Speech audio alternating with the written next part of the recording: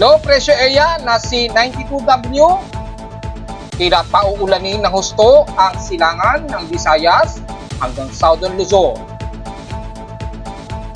At ano magiging epekto nito sa mga susunod na araw ating tatalakayin.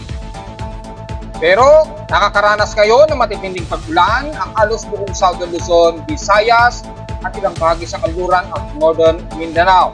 Silangan din ng Mindanao, makakaasa pa rin ang mga pag-ulan dulot ng malawak ang cluster itong si low pressure area o posibleng umabot sa tropical depression Enteng. At climatological report for the month of August 2024 ating hihimayin.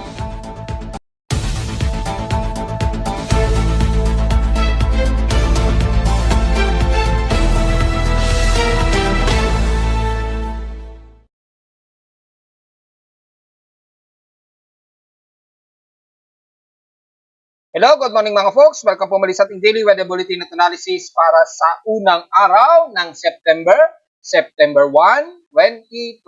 Ang oras nating boss may maga ay alas 10:17 na ng umaga. Nakakaranas na ngayon ng mas gloomy at mas matitinding mga kalat-kalat na pag-ulan lalo na sa katimugang bahagi ng Luzon, especially sa halos buong Bicol region na nakaabutan na ng trough ng low pressure area na si 92W.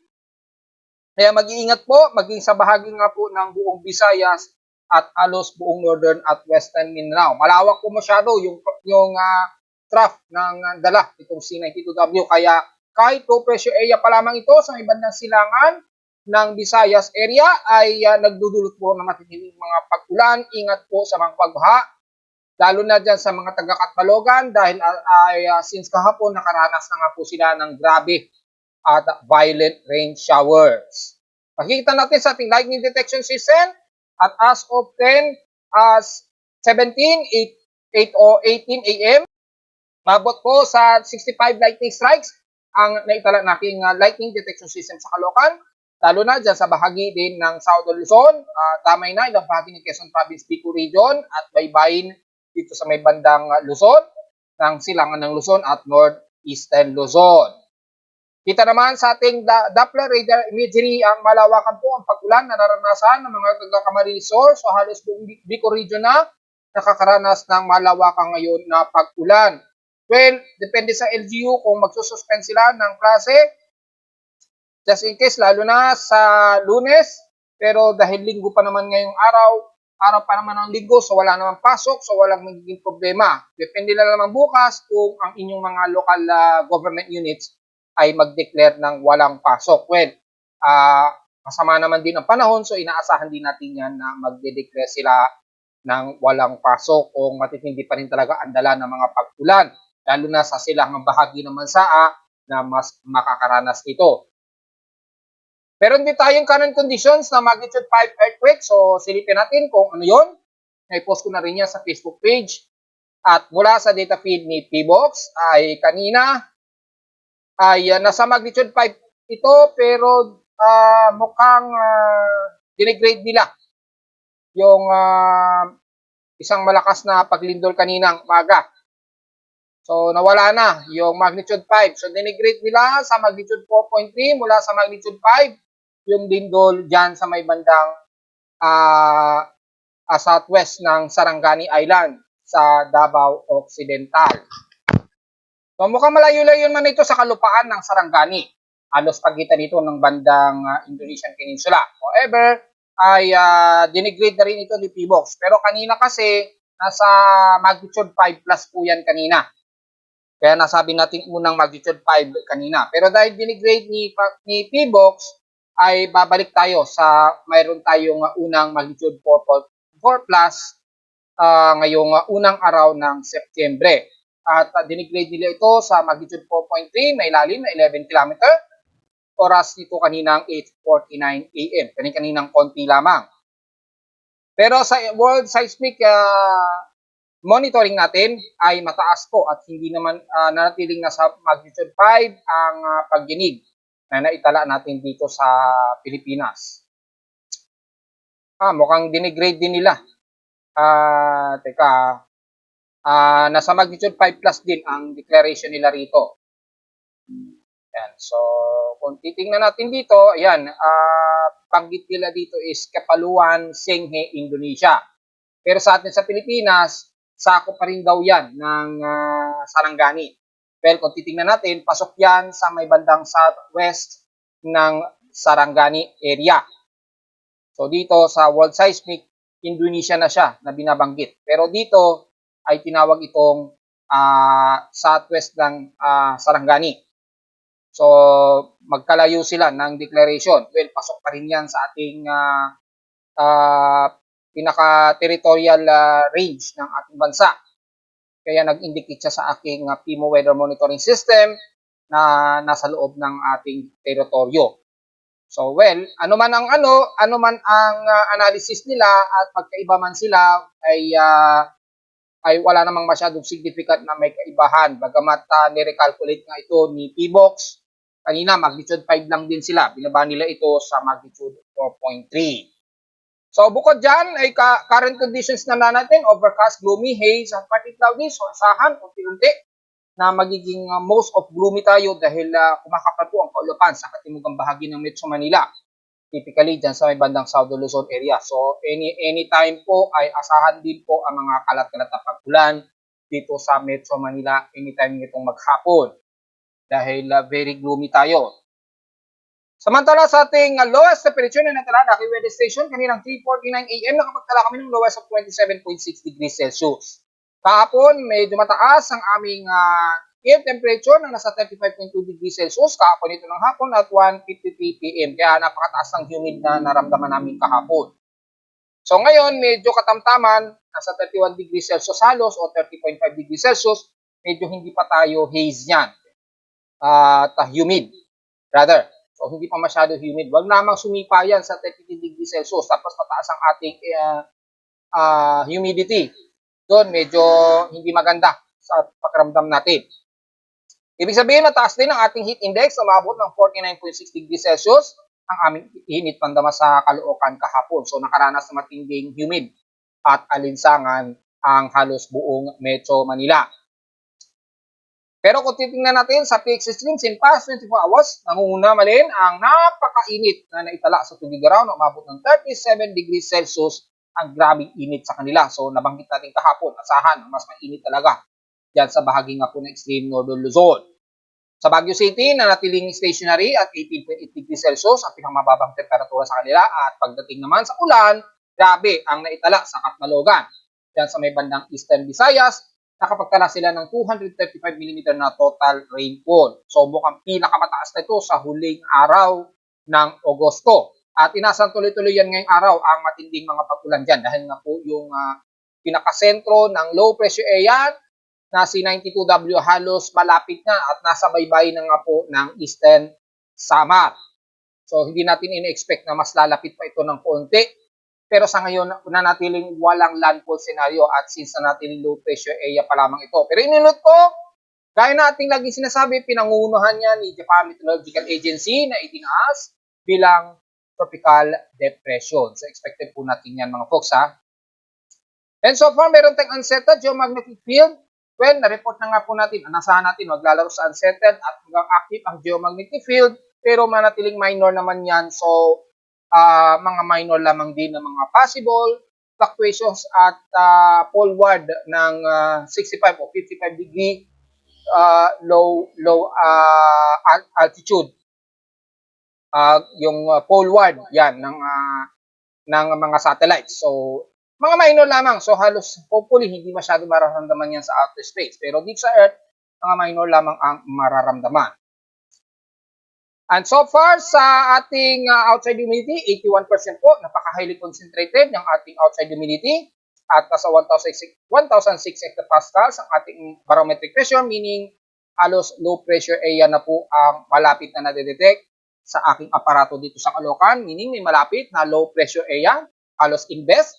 Malamang dito yan sa kanluran ng bansa, kasabay na rin ng malapit na position ngayon ni 92W. So, nasa 1,006 hectopascals tayo. So, medyo thunderstormy po tayo and steady ito since last hour. Asahan po ang mga biglaang buhos ng ulan ha. Anytime ngayong maghapon, lalo na dyan sa katimugang bahagi nga po ng bansa pa rin. Simula yan kahapon.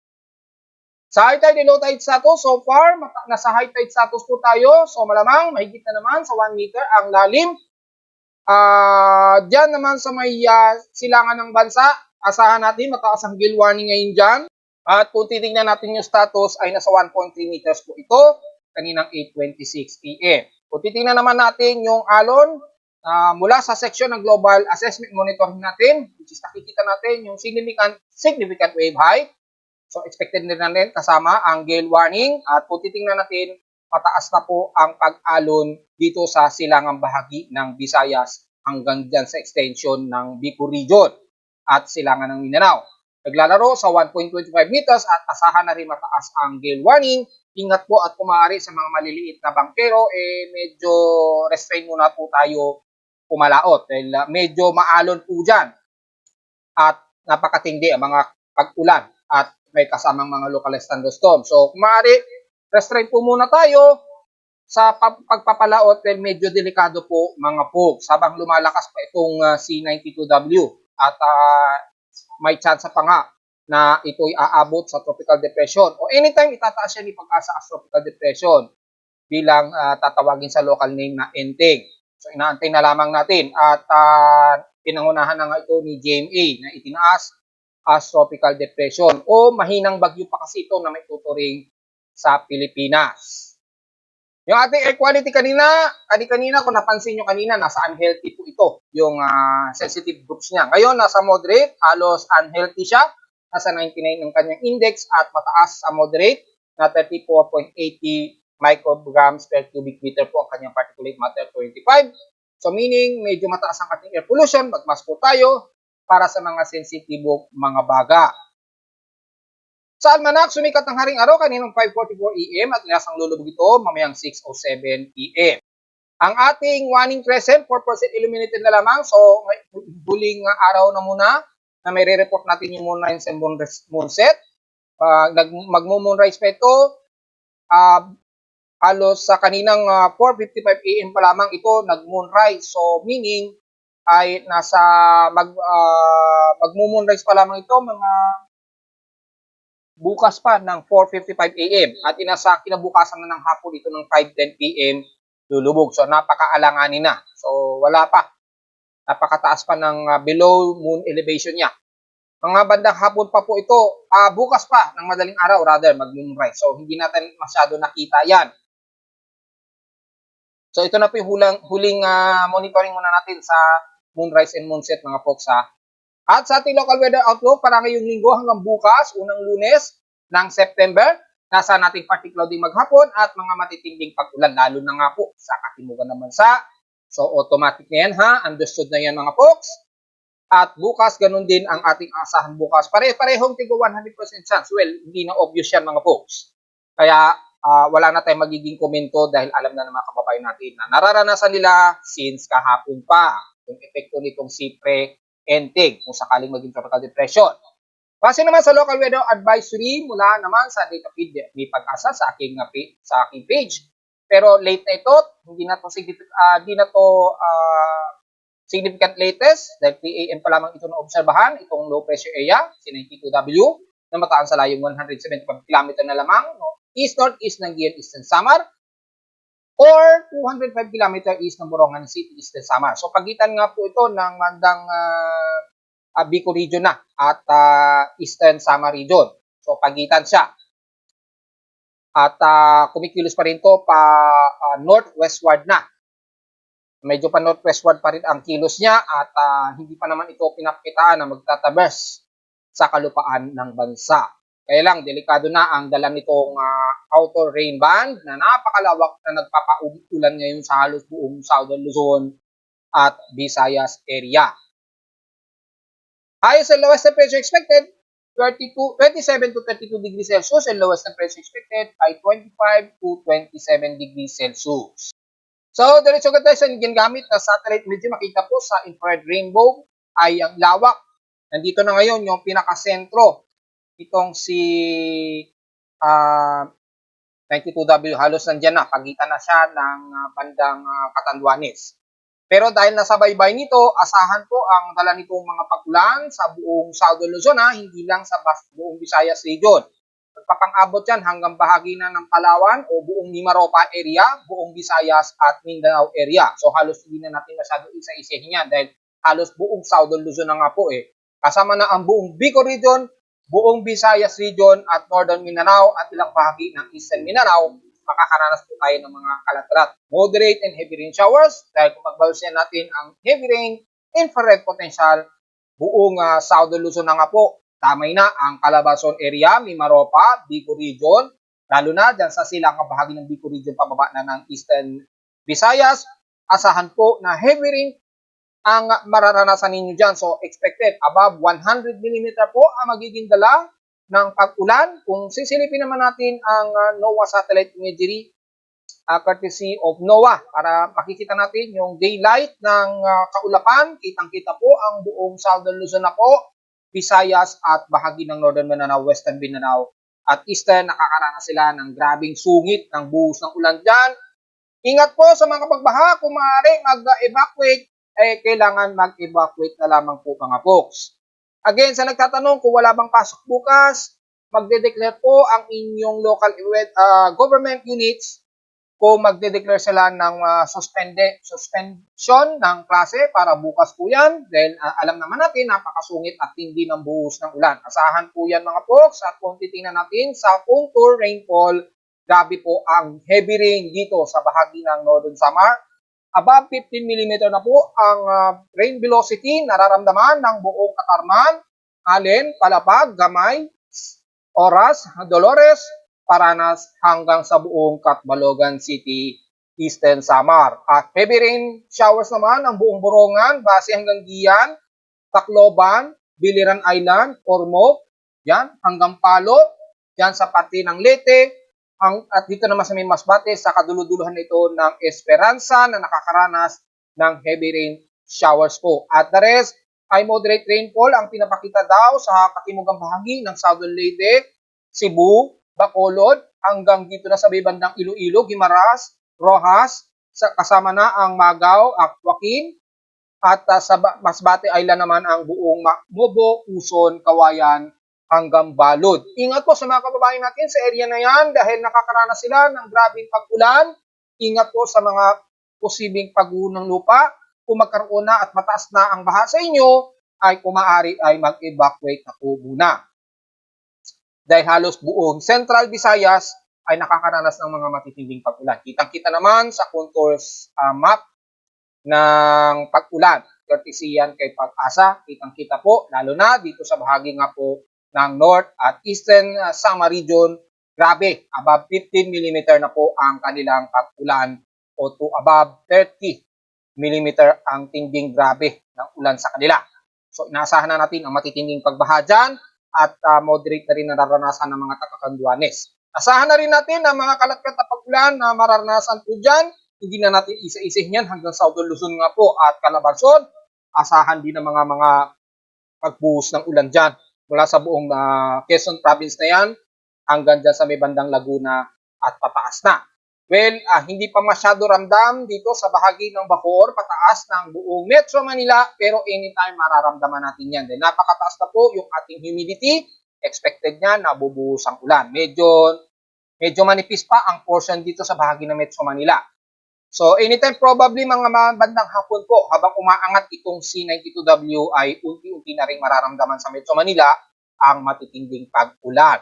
And the rest ng buong northern part ng Mindanao mula sa bahagi ng Bulacan, Angeles, Pampanga hanggang Central Luzon. Overcasting gloomy rin tayo dyan, so expected din ang makulimlim, medyo maulap, mostly cloudy ang mga taga Central Luzon hanggang dyan sa bahagi ng Zambales. Asahan din ang mga makulimlim na himpapurin at asahan din ang kalat-kalat na pag-ulan ha mga folks.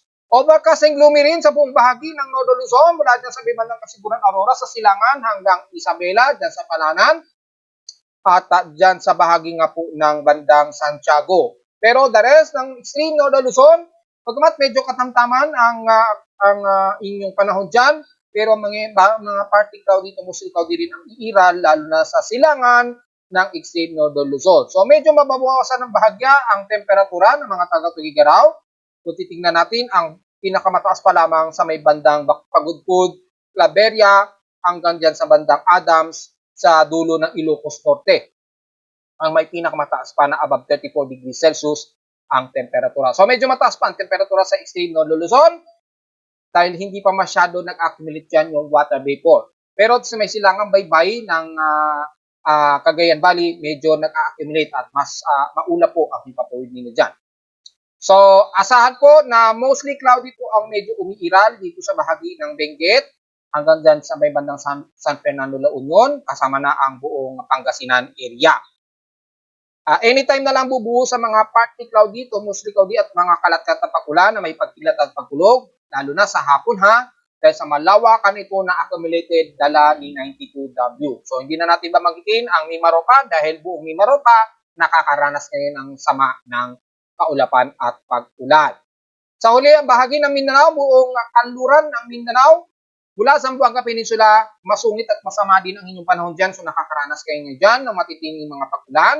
Heavy rain potential po ang umiiral sa buong Zamboanga Peninsula, maging dyan sa bahagi ng Agusan del Norte, Agusan del Sur, and the rest ng Northern Mindanao, Surigao del Norte hanggang Surigao del Sur, at ilang area dyan sa may bandang Compostela, hanggang Governor Generoso. Ang Davao Region, medyo katamtaman, nagkakaroon pa ng gap ang area nito, pero expected, overcast din, at gloomy ang umiiral sa inyo dyan. So, magdala po ng mga pananggalang, lalo na sa medyo magulungay na sitwasyon sa Davao City, sa mga misyonaryo na mga taga Kingdom of Jesus Christ, Nikki Boloy, ay kung maaari, huwag po tayong masyadong magpapaulan dahil ilang araw na po silang nagbabantay dyan at tinitiis ang puyat para lang bantayan ang isinasagawang warrant of arrest para kay Pastor Tibuloy.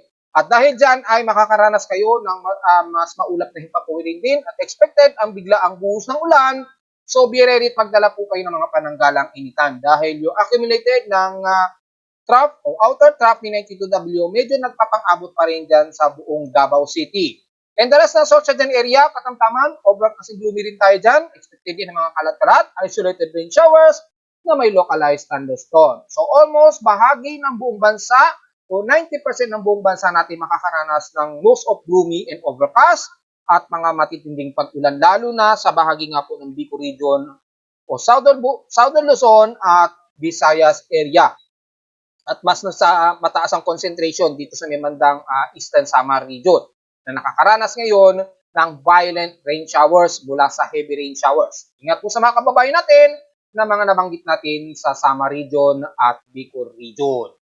So tingnan naman natin ang status ng low pressure area na si 92W. Again, nakataas na to as tropical depression according kay Japan Meteorological Agency kahapon pa. So inantay na lamang natin na susunod si pag-asa nito na tatawaging tropical depression na si Enteng.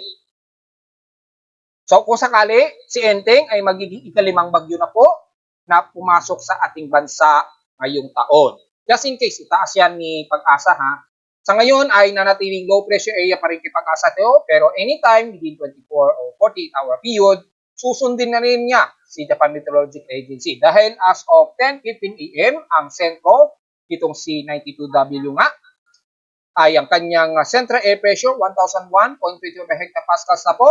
So, candidate na siya as tropical depression Enteng. Nasa 1-minute average wind speed na ito na 37 km per hour at bunso umaabot ng 46 km per hour. So, on progress pa rin siya for intensification until now. At makikita natin sa ating satellite imagery sa ating tropical cyclone sector ay nandito na ito. Sa may, kung susukatin natin ha, ay nasa layo na itong 108 km. Timog silangan ng Oras, Eastern Samar, or kung pagbabasin naman natin ang Borongan City, Eastern Samar, ay nasa layo itong 113 o 114 km northeast naman ng Borongan City, Eastern Samar. So malapit siya, halos nasa baybayin na lamang ito ng Eastern Samar Region, kaya nagdulot po ng malawakan trough na sumakop sa buong Southern Luzon, Visayas at Mindanao na nagdudulot ng mga heavy rain showers, lalo na violent dito sa bahagi nga po ito ng Northern Samar area at Bicol Region. So mag-iingat po ang mga kababayan natin. However, kung mababasin naman natin yung pinakamas aggressive, kasi ito ay naganap itong recording analyzed 8 o'clock PM po. na yung kasalukuyang position ni 92W. Pero kung pagbabase naman natin, ang pinaka-mas aggressive na monitoring natin, yung almost closest to real time, ayaw mag-load. Ayun. So, tingnan natin yung sukat. Ay nasa layo naman ito na 49 km east ng Oras, Eastern Samar. Ay kung pagbabase naman natin ng Dolores, Eastern Samar ay nasa layong 59 kilometers din. At mula sa Borongan City, Eastern Samar, nasa layo na itong 80.49 km northeast ng Borongan City, Eastern Samar. So, mas malapit siya sa may bandang Oras, Eastern Samar, as of 12. Yan. 10:30 AM, sorry. 10:30 AM po ang latest na position nitong si 92W. So, ang pinaka-latest niya so far, 10:30 AM, nasa layo itong 47 km lamang east ng Oras, Eastern Samar, which is pinaka-aggressive. Pero mas malayo pa siya kani-kaninang 8 o'clock AM. So, mabilis po yung pagkilos niya. At kumikilos nga po ito pa-northwestward sa bilis na 25 kilometers an hour. Kaya mabilis po ang pagkilos niya. And after 1 hour po ay nasa bahagi na agad ito. Malamang nandito na yun sa may bandang palapag na. Yan. Probably, nandyan na yan. After 1 hour. So, mabilis po ang pagkilos niya dahil sa 25 kilometers per hour po yung kilos niya. So, sa nagtatanong paano magiging kilos niya? Well, ayon sa pinaka-latest track ay ito ay baybayin ang baybay ng Catanduanes. Ayan, according sa forecast. At mula sa mga tracks ng ECMWF ay medyo gaganyan siya. Sa susunod na 60 o 50-hour period. Yun yung naayon sa forecast ng ECMWF. Kaya Japan Meteorological Agency naman ay pinapakita yung pagkilos niya ay magno-northwestward din siya pero medyo malayo. At bahagya ito magno-northward and then bigla itong kakambyo patungo sa direksyon ng Taiwan area. Ganyan yung magiging sequence niya. Kay ECMWF at GFS, halos magkakadikit ang kanilang forecast na halos kikilos ng pa-northwestward din pero medyo kakabig ito dito sa may pagitan ito or dadaanan niya ang isla ng Batanes Group of Island within 60 to 90 hour period ang extended forecast niya. So yan po yung pinaka minimal analysis natin. So halos nasa baybayin lang ito ng eastern part ng ating bansa mula Bicol Region, Eastern Visayas at eastern part ng Northern Luzon.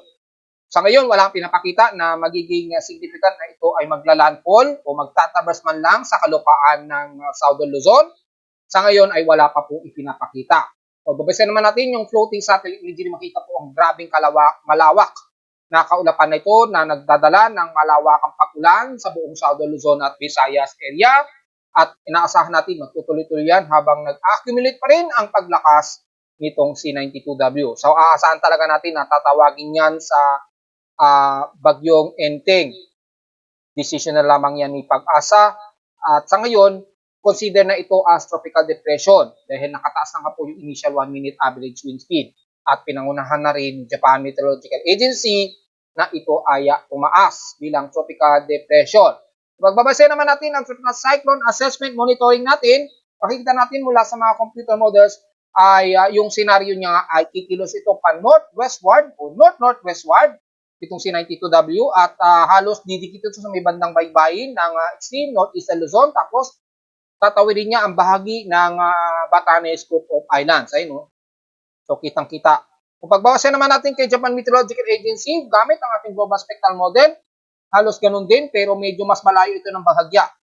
Bubuelo ito ng pa-northeastward and then kikilos ito pa northwestward naman o north-northwestward patungo naman ng bandang Okinawa Island sa prefecture, Okinawa Prefecture ng Southern Japan area.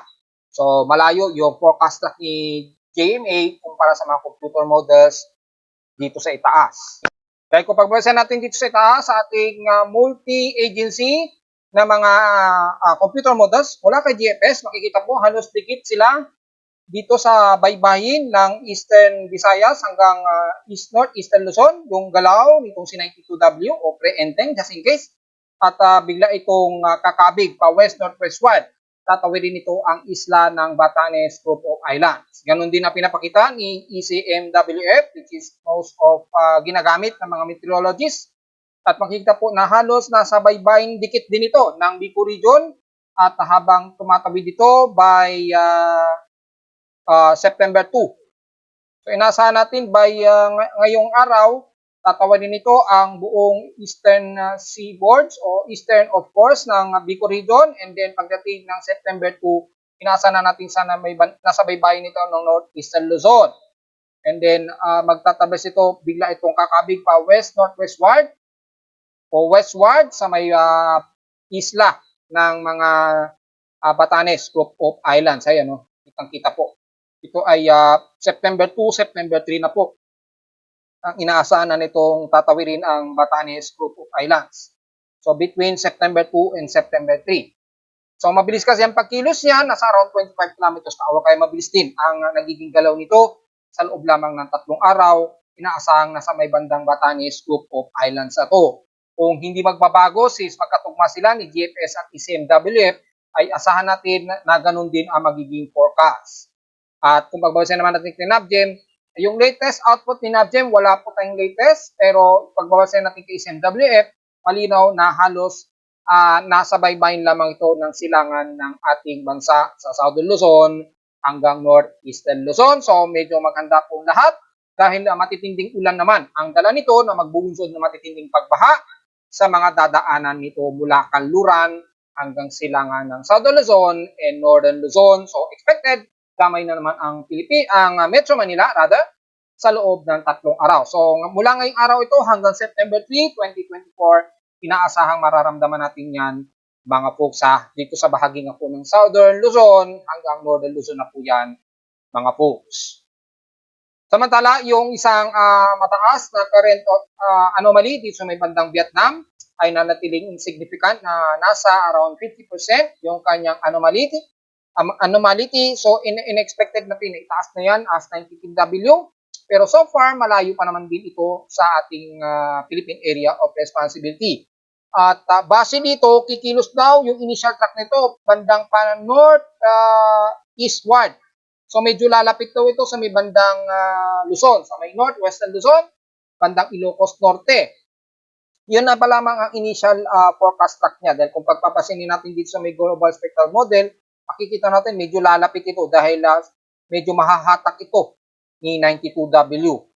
Habang nag-a-accumulate siya rito sa may bandang Kanluran ng northwestern Luzon. So kung babasahin natin ang mean sea level pressure, ay mukhang hahatakin itong nabubuong low pressure area na naman sa may kanluran ng bansa. So kapag nag-traverse ito sa may bandang Batanes Group of Islands, itong si 92W, ay malamang ma-absorb din itong low pressure area na binabantay natin sa may bandang Vietnam. Probably ay by September 5 or 6 siguro yan, depende kung mananatiling nasa 25 kilometers per hour ang kilos ni 92W. So yun lamang ang initial natin para dito sa isang bagong low pressure area na binabantay natin sa kanluran sa labas pa ng ating Philippine Area of Responsibility. Sa ngayon ay yung dulot pa rin ang dala ng matitinding pag-ulan ang pinag-iingat natin mga folks. So kamustahin naman natin ang ating climatological assessment for the month of August 2024. At papansinin natin ay bagong pasok na po yung data for month of September. So kung titingnan natin for the month of August, makikita natin ay nakapag-total kami ng 456.2 mm na total rainfall for the month of August. Pero sa ating actual na climatological, dahil ito ay back up natin mula sa Weather Underground, na naka-detail at nare-receive ko rin yung data ko sa aking weather station. Siyempre, kailangan meron din akong record, hindi lang si Weather Underground. Dahil ako ay nagdi-distribute ng data mula sa aking aparato sa Weather Underground. So, titingnan natin for the month of August, yung ating monthly summary ng climatological summary natin for the month of August. Makikita natin pinaka-highest temperature na umabot ng 35.8 degrees Celsius.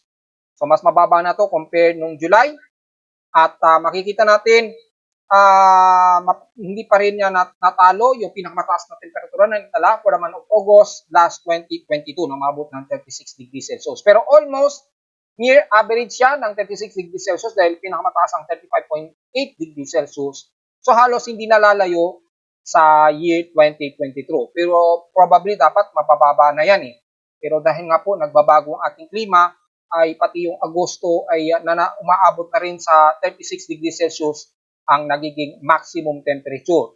Pagpapabase naman natin yung average high temperature natin for the month of August, makikita natin for year 2024 ay nanatiling nasa average of 33.1 degrees Celsius base sa aking weather station sa Caloocan. So, kung papansinin ninyo, yung average temperature natin lumalabas, tumaas na siya ng at least 1.2 degrees Celsius for the month of August. Pero kung titingnan natin sa ating climatological, yung mean sea level pressure, mean sea temperature rather, nung month ng July, makikita natin ay nadagdagan ito ng, o naglaro lamang ito ng mas mababang bahagya, hindi kumpara nung last year ng 2023. Nanatiling pinakamataas pa rin ang month of July 2023 sa huling CSAPES o yung global temperature natin for the month of July. Tingnan natin for the month of August kung ito ay magme-maintain o babalik na naman siya sa may pinakamataas na temperature for August 2024. Sa ngayon, yung ating average temperature base sa aking weather station sa Caloocan, 33.1 degrees Celsius ang pinaka-average high temperatures natin. Pagdating naman sa mean o yung pinaka-most of balance o pagitan ng highest and average temperature to low ay nasa 29 degrees Celsius. So makipapansin natin ay mataas o halos 1 degree Celsius mahigit ang nadadagdagan sa temperatura natin taon-taon. Malinaw yan sa aking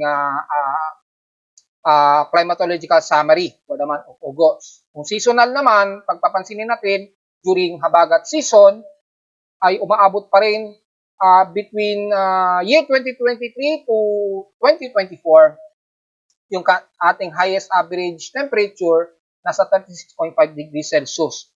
Halos malapit na sa 37 degrees Celsius. Pero nanatiling pinakamataas pa rin ang naitalang temperatura last year, 2022 to 2023. Umabot nga po sa pinakamataas na 37.7 degrees Celsius. Bagamat may pinakamataas pa rin sa lahat ang year 2019 to 2022 at 2020 na nakaabot ng 37.9 degrees Celsius na pinakamataas na temperatura. So mapapansin natin mukhang yung highest temperature na itala for rainy season sa loob ng 6 na taon ay makikita natin at least mababa ito ngayong taon na nasa 36.5 degrees Celsius lamang. Hopefully hindi yan mataasan pa rin.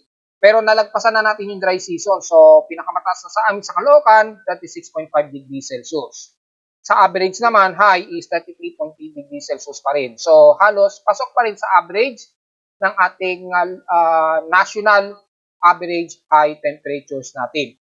So, kung titingnan nyo kay Pag-asa, nasa around 33 point something degrees Celsius din sila eh. 33.4 degrees Celsius according kay Pag-asa. So, at least, ganun pa rin. May bahagya lamang na pagtaas ng ating temperatura dahil nga po sa pagbabago ng ating klima. So, yun lamang po at bantay na lamang po natin. And so far, hindi naman gano'ng kalala pa ang pagtaas ng temperatura natin dito sa Pilipinas. Pero magwo-worry tayo dahil yung ating highest temperature in seasonal tuwing rainy season halos parang dry season na rin siya na nasa 36.5 degrees Celsius. Siyempre, maintindihan na natin tuwing dry season, umaabot ng 38 to 39 degrees Celsius talaga ang ating aasahang temperatura niyan. Ayun, 39 degrees Celsius, napaka-abnormal. Lumalabas 1.22 to 1.33 degrees Celsius ang nadagdagan sa pinaka-highest temperature natin for dry season. Sa habagat naman, ganun din halos. So, 36.5 degrees Celsius, grabe ang temperatura natin ngayong taon at sa mga sumusunod na taon. Naasahan natin na mataas at hindi na talaga boiling point na ang ating temperatura sa bansa. So medyo worry tayo mga folks. Kung titingnan naman natin yung ulan, mula sa seasonal summary, from rainy o habagat season natin, ay so far, pinakamataas ang naging pag-ulan last year, umabot ng 2,219.4. Well, hindi pa naman natatapos ang buong taon. So, nasa total of 2,010.6 millimeter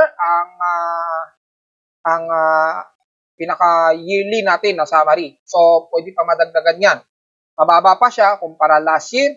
So, hindi pa final ang analysis natin for seasonal summary. Pero kung monthly summary naman, sa rainfall, makikita natin for the month of August, ay hindi naman siya pumantay last year ng 2023. Last year, nasa 592.5 mm ang naging total rainfall sa amin sa Caloocan. At nitong August, last month, nasa 456.9 mm lamang ang inabot namin na ulan. Well, kung pagbabase ng average, at least nasa 20 mm na lamang ang pagitan o yung pinaka-difference sa pinaka-highest average rainfall. Pero nangunguna pa rin siyempre last year na umabot ng 592.5 mm na total rainfall. So, yun lang po ang pinakamaliwanag dyan mga folks. At kahit binagyo tayo nung July at pagitan ng August, at least hindi pa rin siya ganun kataas di gaya last year. Mas matataas kasi last year ang mga naging pag-ulan sa bansa. At base na rin sa aking weather station sa Caloocan. So, yun lamang po. At so far, yung ating atmospheric pressure, yung closest na low pressure area mula sa amin sa Caloocan, yung pinaka-maximum average for the month of August, well, at least moderate. Hindi kagaya nung year 2020. Napakataas yung high pressure area sa amin noong 2020. Pero grabe naman ang tama ng bagyo noon. Halos. At sa lowest naman, which is dito na determine natin yung mas malapit na tropical cyclone sa amin sa Caloocan. Nitong last August, hindi masyado. Nasa 1,005.5 hectopascals ang lowest. Pinakamarami pa rin last month ng July. So, titingnan natin ang July, mostly may mga mas malapit na low pressure area sa amin for the month of July. Pero hindi naman naiiba yan for the month of August and July since tag-ulan at habagat season naman sa atin yan. Pero yung dami ng bagyo, halos kapantay pa lamang niya ang average ng July sa lowest barometric pressure. So, papapansin natin itong huli, yung Karina, di ba? Lumapit yan. At nitong mga nagdaang low pressure area o bagyo, pero malayo naman sa amin sa Caloocan yung range. So, for the month of August, process na ang 1,005.5 hectopascals. So, hindi masyado malapit sa amin sa Caloocan. Kung magbabasa naman natin ang climatological monthly rainfall summary natin, mapapansin natin above normal na po ang bahagi nito kasama ang Metro Manila, ilang bahagi ng Central Luzon, yan, lalo na sa may Quezon Province, nag-above average rainfall na rin from normal. Kasama na ang Metro Manila, ilang bahagi ng Zambales, yan, Baguio. Pero the rest, normal, nasa halos normal lang o below normal ang rainfall. Yan, mga ilang cluster lamang din sa may bandang Extreme Northern Luzon, especially sa may bandang Cagayan Valley, medyo nagno-normal lamang na average ng total rainfall. Pero maliliit na bahagi lamang. Pero medyo matataas din sa may bandang Nueva Ecija, Quezon Province, yan, matataas yan. At dito sa may bandang Bulacan area, Angeles, Pampanga, at bandang Olongapo, medyo mataas yan. Nagno-normal o above average rainfall. Kasama na ang bahagi ng Laguna, Batangas, Mindoro area. Yan, nag-above average rainfall kahit papano. At ilang portions ng Bicol region sa may bandang Iriga, Legazpi, sa Visayas naman, Eastern Samar, lalo na sa may bandang Borongan, sa may bahagi rin ng Leyte, mataas. At Central Visayas. Sa may Mindanao naman bandang sa may bandang BARMM or Agusan del Norte, kasama na rin. At dyan sa may bandang Caraga area, medyo mataas na rin, above average rainfall. At dyan sa may bandang Agusan del Norte. At ilang portions ng Zamboanga Peninsula sa Kanluran. Medyo nag-normal and above high average rainfall. Malilit lamang na portion na nagkakaroon ng high average rainfall. Pero the rest, malaki pa rin ang bahagi ng bansa ang may pinakamababa o below average rainfall pa rin. Dahil kung titingnan natin sa pinaka-official record ni Pag-asa, sa pinaka weather advisories sa kung titingnan natin, wala pang masyadong latest yung nationwide daily rainfall averages natin. So, tingnan po natin kung magkakaroon ng latest data mula kay Pag-asa. At sa uli, sa ulat lindol natin, so far, ay makikita natin ang huling record natin for month of August. Yan, i-record natin at makikita po natin ay mabot sa total of 1,438 ang total earthquakes natin last August po yan. Yan po ang naging total earthquake natin last August. So, mukhang pinakamataas na to sa loob ng 2 buwan. Well, i-recall natin yan may konti. Balik muna tayo sa ating total earthquake. So far, meron tayong isang magnitude 4 plus mula sa unang araw ng September mula sa data feed ni PBOX. Nabanggit na nga natin yung paglindol dito. Kanina dapat 5.0 ito. Dinegree dito ni PBOX sa magnitude 4.3 dyan sa may bandang southwest ng Sarangani Island. Sa municipality of Sarangani, Davao Occidental. The rest, wala naman tayong namataan na kasunod niya, pero marami-rami na agad ang mga paglindol sa bansa. Typically, magnitude 2 at typically dito na naman sa may bandang Surigao del Sur. However, sa total earthquakes natin, para malaman ang historical earthquakes, nabanggit na po natin, kanina lamang ay nakapagtala nga po tayo ng 1,438 total earthquakes for the month of August 2024. So, kung i-compare natin sa month ng July, i-reload natin, yan. So, mas mataas ang month of August. Dahil nung July, 1,115 lamang ang naging total earthquakes. Then, last June 2024, yan, ay nasa 1,195 naman ang total earthquakes. May, for the month of May naman, ito marami-rami, konti pa rin, nasa 1,157 ang total earthquakes for the month of May. April, nasa 1,050 lamang ang total earthquakes. See, kitang-kita po, pinakamarami yung earthquakes for the month of August. February, 1,059 total earthquakes. And January, ito medyo marami-rami to. Nasa 1,362 ang total earthquakes. So, ibig sabihin lamang mga folks, nanguna ang August na may pinakamaraming paglindol sa bansa na naitala natin.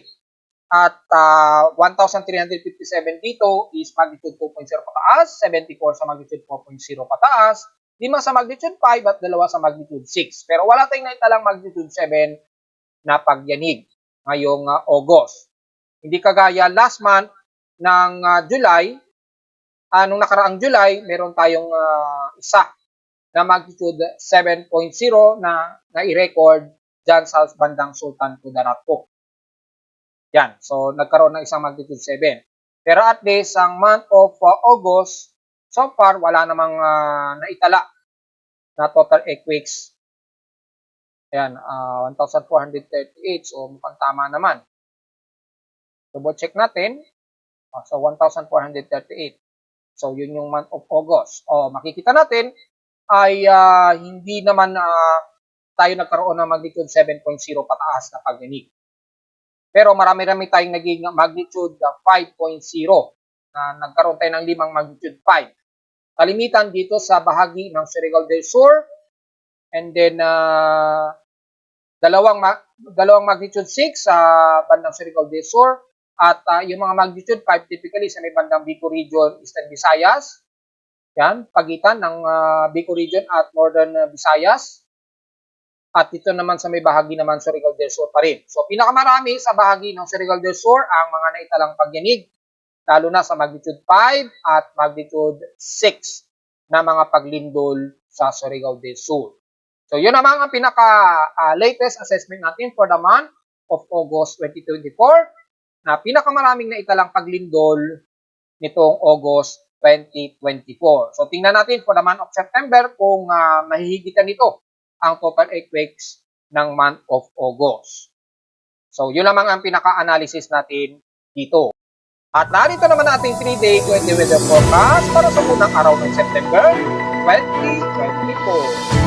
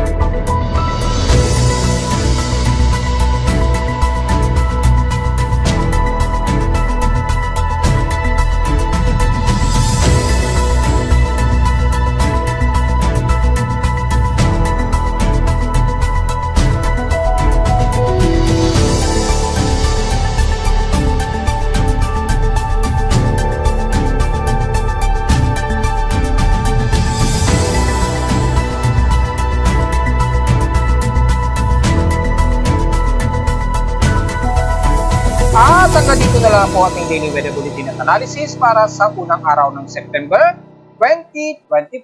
Huwag po kalilimutan na mag-like, share, and subscribe po sa ating YouTube channel. Visit lamang anytime sa ating website na www.timoweather.com para sa iba pang detalye na gusto nyo malaman na iba pang details na hindi natin isama ngayong umaga at nitong tanghali sa ating pag-uulat. At similar lamang na aasahan natin ang mga matitinding pag-ulan within 48-hour period sa Metro Manila habang lumalapit itong si Pre-Enteng. At asahan din na mag-iingat ang mga katimugang bahagi ng bansa, especially sa may bandang Visayas at Southern Luzon area. At visit naman din sa aking website para sa kusang malaman at mamonitor ang dynamic at real-time events mula sa aking weather station sa Caloocan at sa data feeds mula sa iba't ibang weather agencies. Maraming salamat po mga folks at magandang araw po sa ating lahat.